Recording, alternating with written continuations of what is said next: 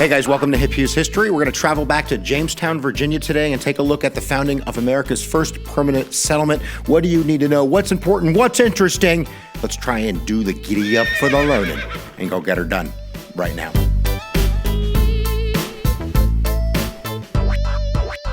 So first, Jamestown isn't the first settlement. The first settlement is actually called Roanoke. That's called the Lost Colony. Guess why? It was lost. 1584, it was founded on July 4th. How about that, kids? But by 1590, that bad boy is gone. We're not going to talk about the mysterious words on the tree. Go Google it. We also have a colony called Popham that didn't work out. So Jamestown is actually the third colony, but it is the first permanent colony. Now, in 1606, the Virginia Company, that was a charter, a bunch of entrepreneurs from England, are going to go to the New World, and they're going to find some cool digs they can call home. And there are three ships, the Godspeed, the Discovery, and the Susan Constant, and they're going to set sail in 1607. It's going to take them about 4 months, a little layover in Puerto Rico. It was probably nice that time of year. I'm just kidding. And they're eventually going to land on April 26, 1607, in what today is called Cape Henry. But Cape Henry wasn't that cool, so they're going to go exploring, and they're going to do that on what they're going to call the James River, which is an outlet in the Chesapeake Bay. And this land, which eventually they're going to call Jamestown, is really kind of an island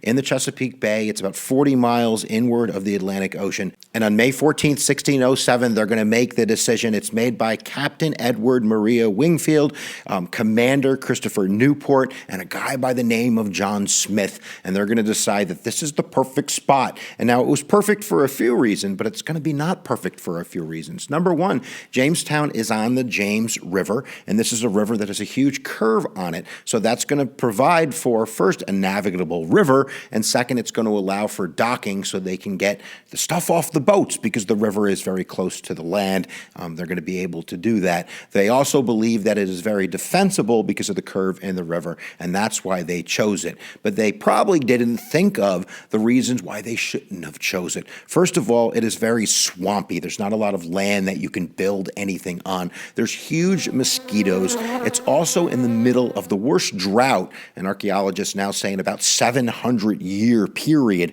the worst drought ever. They're going to land during that period, and the agricultural there is kind of stinky anyway. That's why the Native Americans didn't live there. So we have the first colony settled in 1607, May 14th, 1607. Write it in your books, kids.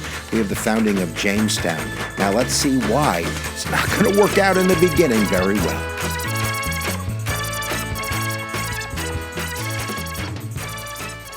Chief Juan Asenacow, he's going to be the leader of the nearly 14,000 Native Americans that make up the Powhatan Confederacy that's going to meet John Smith and these other people that are settling Jamestown. It's thought that first there was a celebration, they might even smoke some tobacco, but in May of the same year, they're going to be attacked, and it's going to be a very volatile relationship if we say anything. And now, even though these first about 100 settlers are not going to do very well, it's thought about 80% of them are going to be wiped out in the first year. They're going to be joined in 1608 by a fresh 100 settlers, many of them Germans and Poles and craftsmen, trying to make this colony work. It's really important to understand this is not a colony of freedom. This is a colony of work. And John Smith basically said, you either work or you starve. He's really the hardcore guy. He was a mercenary. He was actually charged with mutiny on the way over, and it was only when they landed that his life was saved because the orders from London basically put him in charge along with a few other people. So they're basically trying to scrap themselves together, basically live, and it's really not working out that well. So orders come from the Virginia Company that you really have to tighten the belt here. We need to make a profit. So they want a lot of gold. They actually also wanted one of the survivors from the Roanoke colony, and they're going to support that decision by sending over 7 ships in 1609 that are filled with supplies and about 300 fresh bodies. But there's a problem. There's going to be a huge storm, and most of those ships, including the main ship, the Sea Venture, are going to crash in Bermuda for about 7 or 8 months. And during that time period, they're building new ships to make their way to Jamestown, and this is why in 1609 we get what's called the starving time. Remember, they're in a terrible place to begin with. It is a drought. They can't grow anything. There's no fresh water. So most most of that colony is going to die. And we now today know that there were instances of cannibalism, that they were boiling leather and drinking that to get nourishment, eating snakes. It wasn't a very good time. So on May 23rd, 1610, those two ships that were rebuilt are finally going to make their way to Jamestown. And it is a horrible situation. They're going to pile onto the boats and they're going to head back down the James River into the Atlantic Ocean. They're going to ditch Jamestown. They've given up. And then lo and behold, another ship arrives. On June 10th, which is called the Day of Providence by the colonists, a relief ship arrives and saves them. They head back to Jamestown where they all settle down. Now, unfortunately for John Smith, during some of these interactions with the Native Americans at the same time period, some trade going on, he was involved in an explosion, and this very powerful leader of the Jamestown colony that was keeping it together heads back for England. He's never going to come back, and all of the people that are going to be behind him for the next 10 or 20 years are going to be relatively weak leaders. Now in 1610, because all of these new settlers are coming, the Native Americans are getting restless. We're going to get the Anglo-Powhatan War, and that is really a war for control. And eventually the Anglo-Saxons, the English, they're going to win that war. They're going to win it by capturing a lady by the name of Pocahontas. You might have heard that before. Her father, of course, is the chief of the Powhatans, and he's going to sign a peace deal after that, ending that war. Now, following that, we have Sir Thomas Dale,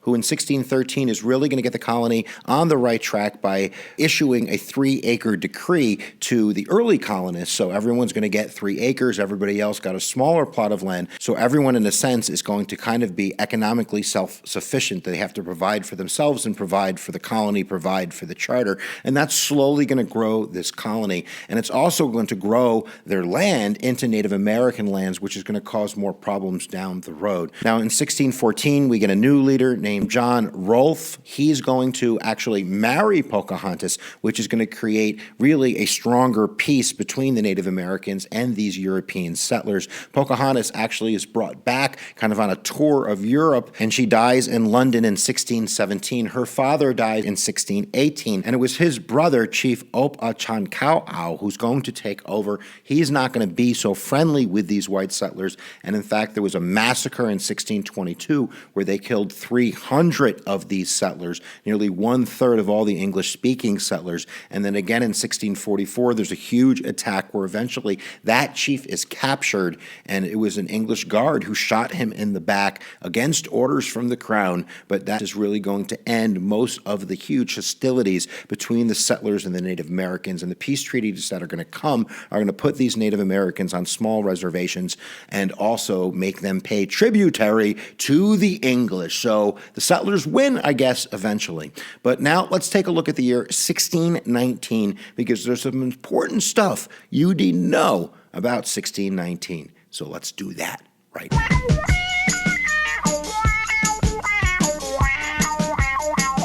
So 1619 is important for, I think, 2 reasons. Number one, it's the first time in this new colony that we're going to get the introduction of slaves. About 20 African slaves that were actually captured on a ship that was going to Mexico. They were bound for Mexico, but they were captured and they were sent to Jamestown. Now, another fun fact, and there's nothing really fun about slavery, is that out of these first 20 African slaves that were brought, a number of them actually became indentured servants. Now, that was where most of the people were coming from, this idea of an indentured servant. People in Europe couldn't pay for these tickets, so they came owing money. They're working to pay this back. But the introduction of slavery, even if a few did become indentured servants, is, I think, a really critical point for all of American history, understanding that African slaves were introduced in 1619.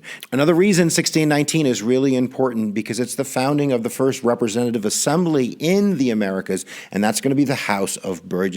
Now, the House of Burgesses is basically this idea of representation. People are going to elect people to represent them. They're going to vote on certain things. They're still under a charter, so it's not like they're a nation or a state, but there is this idea of consent of the governed to a very limited degree. So limited, in fact, that it's only English men that are going to be able to vote for people that are going to represent them. So now in 1619, we had the founding of the House of Burgesses, and we also have the first example symbol of a protest. And these are really going to be the Poles and the Slavs that are the artisans and the workers. When they find out they can't vote, they're going to start saying, no vote, no work.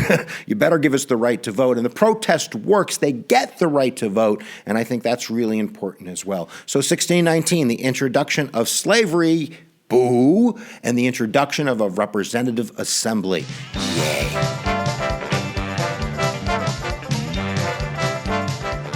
So in 1624, King James I is going to end the charter that created Jamestown. He's going to decree that this is going to be the royal colony of Virginia. 10 years later, they're going to break it up into 8 counties. It's going to be James City County, the oldest county in America where Jamestown is located. We're also going to have some further history in Jamestown in 1676 with Bacon's rebellion where they burned it to the ground.